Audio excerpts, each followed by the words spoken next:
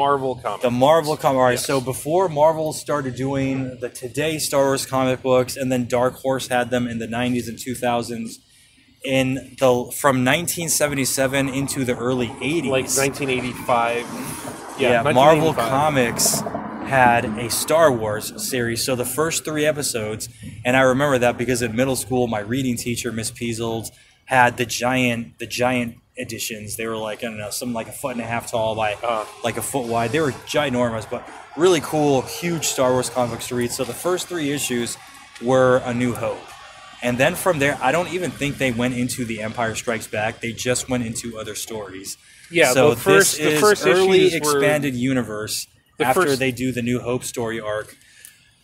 Somewhere along the way, you meet different friends of Han Solo because, of course, he's got a backstory that's they allude to, but they don't really reveal much in the original trilogy. So I have one of the reprints. It says Legends on top of it, but I have a Marvel reprint of that old series. It's the one that was a blatant, like, how do I describe it? Star Wars was big, but not big enough to really take up Stan Lee's attention. It was big, but it needed to be fleshed out. Yeah, it needed to be fleshed out. So what did Stan Lee do, in my opinion? He put a bunch of his other comic book artists that they're good comic book artists, but their focus is making kind of cranking out these bubblegum comic books on a certain formula. And on the cover, it's something like the Mysterious Bounty Hunter or something like that. It's a dude that blatantly looks like a space version of the Punisher. And he even has this like proto, not quite Punisher skull on his uniform. And he is hunting Han Solo because remember, there's bounties on him.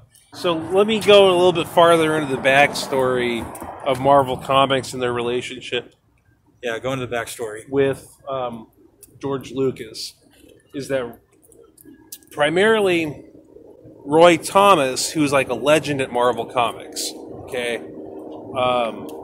He invented characters like Wolverine, Carol Danvers, also known as Miss Marvel, also Captain Marvel. I'm gonna wait for the plane to fly over.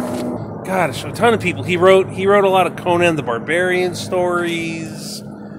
He's Marvel was pretty OG. There was a certain point, like before, there was a certain campiness in the artwork before they picked up Todd McFarlane. Yeah. But at a certain, like in some of these series, there was a certain level of sophistication. Yeah. In the story arcs, the character development.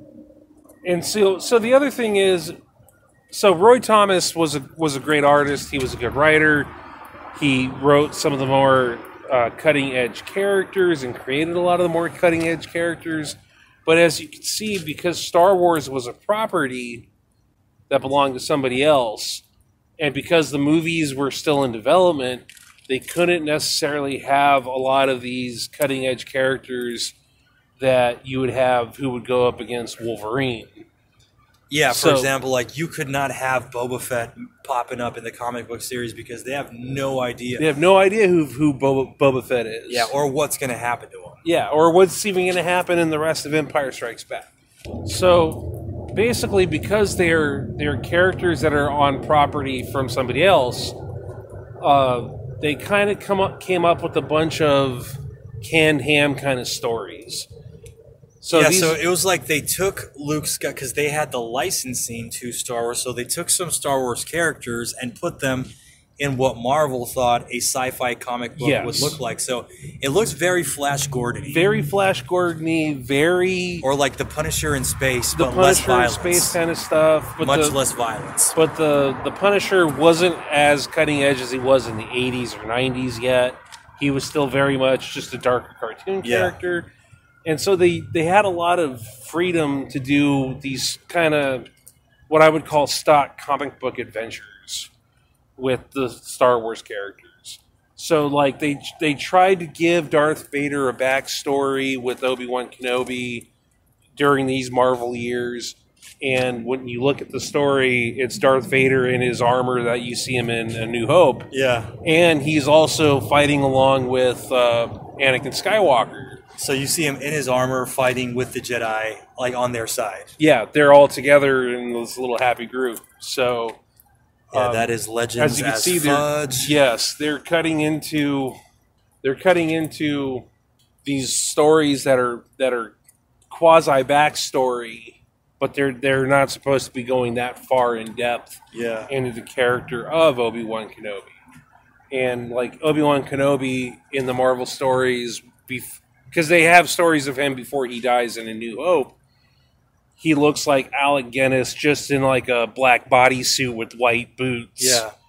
You know, like literally like a Punisher bodysuit without the skull. So he looks like Alec Guinness in Bridge on the River Kwai, but in a black bodysuit. Yeah. Okay. So it's